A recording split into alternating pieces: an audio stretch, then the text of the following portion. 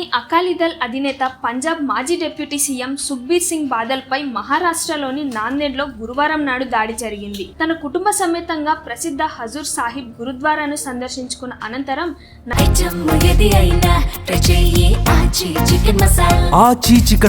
నగరం వెలుపలకి వస్తున్న సమయంలో ఈ ఘటన చోటు చేసుకుంది. ఒక నిహాంగ్ సింగ్ ఉన్నట్టుండి ఆయనపై కత్తితో దాడికి తెగబడ్డాడు. ఆ సమయంలో బాదల్ భార్య అకాలీదళ్ ఎంపీ హర్సిమ్రత్ కౌర్ కూడా ఆయన వెంటే ఉన్నారు. ఈ ఆకస్మిక దాడిలో బాదల్ కుడి చేతికి తీవ్ర గాయమైంది. ఆయనకు భద్రతగా ఉన్న సెక్యూరిటీ సిబ్బందిలో ఒకరికి కూడా గాయాలయ్యాయి.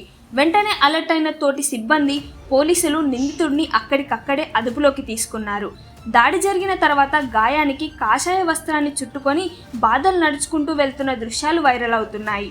వెంటనే ఆయనను నాందేడ్లోని ఒక ప్రైవేట్ ఆసుపత్రికి తరలించి అత్యవసర వైద్యం అందించారు. చేతికి కుట్లు పడినప్పటికీ ప్రాణాపాయం ఏమీ లేదని, ఆయన కోలుకుంటున్నారని అకాలీదళ్ వర్గాలు స్పష్టం చేశాయి.